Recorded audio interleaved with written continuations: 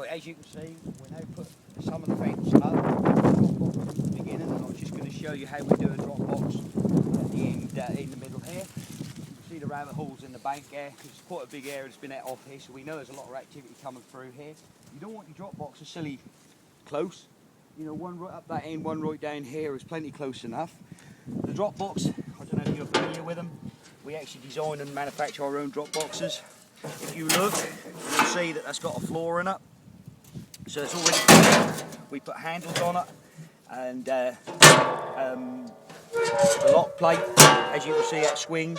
So the idea is the rabbit goes through the tunnel, drops onto the plate, he's in the box, he's caught, that's humane, and any non-target species we can release unharmed. We also padlock up, so when we're actually finished catching, we actually padlock it down. So this is bolted down, that's bolted down, so the rabbit can actually run through without tipping the plate. Right, my assistant here will now place the box in the hole. We've dug a hole out there. We just basically put the box on the floor, make a mark around it with the spade so that they get out correctly. The box drops into the ground. Just have to give him a hand just to bed it in, yeah. As you can see, the rabbits run down the back of the fence line here, through the box, and come out onto the fence line, onto the crop there. Now you may argue the point that, that as we're allowing the rabbits access through the fence line, that they're still going to carry on doing damage. Yes, this is a fact that they will still damage, but as they build up confidence with the drop box, then obviously we can eliminate the damage in one hit, on one catch, in one night. Basically, my assistant's dropped the box in there. You see it's bedded in there nicely. He'll start putting some soil around it.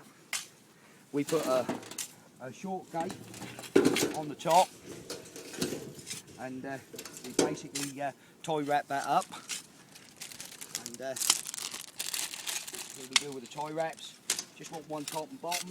We have made actually a better gate than this to go on top, but as it is at the moment, I've just moved this fence line. This is one of the originals that I built, so that I had manufactured. So basically, you know, it's an old system, but ours, the newer systems are a little bit more sweeter, because we've obviously, as we've been developing it, we've come up with better ideas of how to put a drop box in and how to fill up.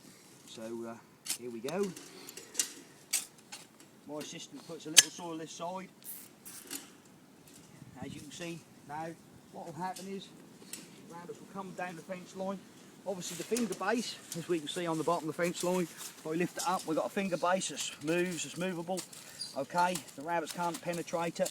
If they try digging, one of these fingers will go down the front of them.